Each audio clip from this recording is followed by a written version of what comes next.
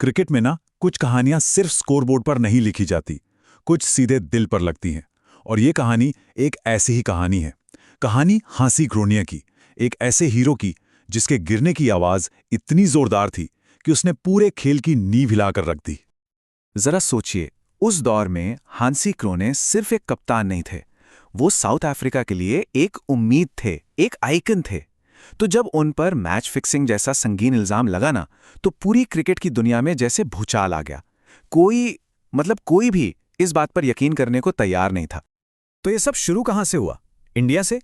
दिल्ली से, जहां दिल्ली पुलिस ने एक ऐसा खुलासा किया जो क्रिकेट की दुनिया में एक तूफान लाने वाला था। और जैसे ही ये आरोप सामने आए, क्रोने का जवाब साफ इनकार। उन्होंने कहा, यह सब बकवास है, बिल्कुल झूठ। दुनिया भर में उनके फैंस ने सोचा, चलो सब ठीक है, हमारा हीरो साफ है। पर कहानी बस शुरू हुई थी। और चीजें इतनी तेजी से हुईं, मतलब एक दिन 7 अप्रैल को दिल्ली पुलिस ने कहा हमारे पास टेप है, और अगले ही दिन साउथ अफ्रीकी बोर्ड पूरी ताकत से अपने कप्तान के बचाव में उतर आया। एक तरफ आरोप, दूसरी तरफ बचाव, जंग छिड़ चुकी थी। लेकिन झूठ का ये मजबूत किला ज्यादा देर टिकने वाला नहीं था।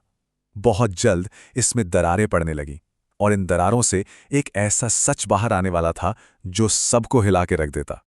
पब्लिक के सामने तो कह दिया कि मैं बेगुनाह हूं, लेकिन पर्दे के पीछे खेल कुछ और ही चल रहा था। सिर्फ 3 दिन बाद बंद कमरे में क्रोनिया ने मान लिया कि हाँ, वो पूरी तरह से ईमानदार नहीं थे, और बस उसी दिन कप्तानी गई, फौरन उन्हें हटा दिया गया। अब यहां से कहानी में एक ट्विस्ट आता है। पुलिस ने क्या कहा? Match fixing. पर क्रोनिया ने क्या माना? कि हाँ, पैसे लिए थे, पर मैच फिक्स करने के लिए नहीं, बल्कि सिर्फ नतीजों की भविष्यवाणी करने के लिए। देख रहे हैं फर्क? साफ साफ सच को घुमाने की कोशिश थी। हाँ, उन्होंने ये माना कि लंदन के एक बुकी से करीब 10 से 15 हजार डॉलर मिले थे, पर जोर देकर कहा कि ये पैसा सिर्फ इन्फॉर्मेशन का था, मैच का नतीजा बदलने का नहीं। लेकिन ये तो बस शुरुआत थी। असली कहानी इससे कहीं ज्यादा गहरी और खतरनाक थी। अब जब क्रोनिया ने ये आधा अधूरा सच बता ही दिया था, तो साउथ अफ्रीकी सरकार को लगा कि अब पूरे मामले की तह तक जाना ही पड़ेगा, और इसीलिए उन्होंने एक ऑफिशियल इन्वेस्टिगेशन कमीशन बिठाई, जिसका काम था इस भ्रष्टाचार की हर परत को खोलना। देखिए, मामला इतना बड़ा हो गया था ना कि अब ये सिर्फ क्रिकेट बोर्ड के हाथ में नहीं रह सकता था। इसीलिए साउथ अफ्रीका की सरकार को बीच में आना पड़ा, और उन्होंने बनाया किंग कमीशन। मिशन बिल्कुल क्लियर था, इस गंदगी की जड़ तक पहुंचना। और जैसे ही कमीशन ने काम शुरू किया, एक के बाद एक बम फटने लगे। पर सबसे बड़ा झटका तब लगा जब गवाही देने कौन आया? क्रोनिया का अपना टीममेट हर्शल गिब्स। गिब्स ने बताया कि कैसे उनके अपने कैप्टन ने, उनके लीडर ने उन्हें ही मैच में धोखा देने के लिए पैसे ऑफर किए थे। गिब्स ने साफ साफ बताया कि उन्हें नागपुर के एक वनडे मैच में 20 से कम रन बनाने के लिए $15,000 ऑफर हुए थे। जरा सोचकर देखिए, एक कप्तान अपने ही प्लेयर से कह रहा है कि तुम खराब खेलो। मतलब इस पर यकीन करना ही मुश्किल था। लेकिन बात यहीं खत्म नहीं हुई। उसी मैच में एक और प्लेयर, बॉलर हेनरी विलियम्स को 50 से ज्यादा रन देने के लिए सेम अमाउंट $15,000 ऑफर किया गया।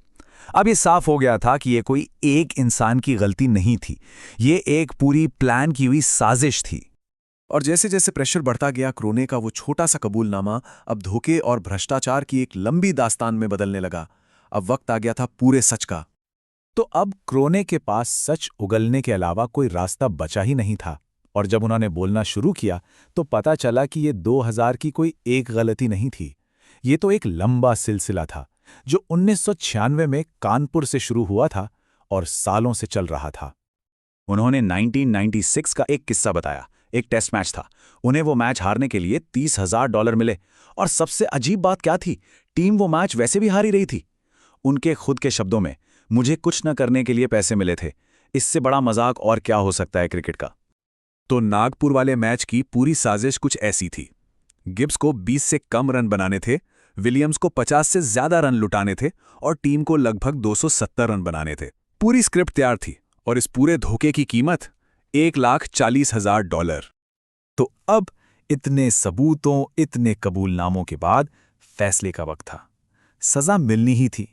क्रोनिये और इस साजिश में शामिल दूसरे प्लेयर्स को अपने किए का अंजाम भुगतना ही था। तो हुआ ये कि गिब्स और विलियम्स को 6 महीने के लिए सस्पेंड कर दिया गया, और उन पर फाइन भी लगा। लेकिन इस पूरे खेल का जो मास्टरमाइंड था, हांसी क्रोनिये, उन पर लाइफ बैन लगा दिया गया। क्रिकेट खेलने से, कोचिंग से, हर चीज से। एक शानदार करियर का इतना बुरा अंत। क्रोनिये ने इस लाइफ बैन के खिलाफ अपील की, लेकिन वो रिजेक्ट हो गई।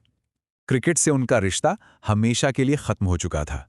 और फिर 1 साल से भी कम वक्त में 1 जून 2002 को एक प्लेन क्रैश में उनकी मौत हो गई। और उनकी मौत के साथ ही इस केस की फाइल भी ऑफिशियली हमेशा के लिए बंद हो गई। सबको लगा ठीक है, अब ये चैप्टर क्लोज हो गया, कहानी खत्म।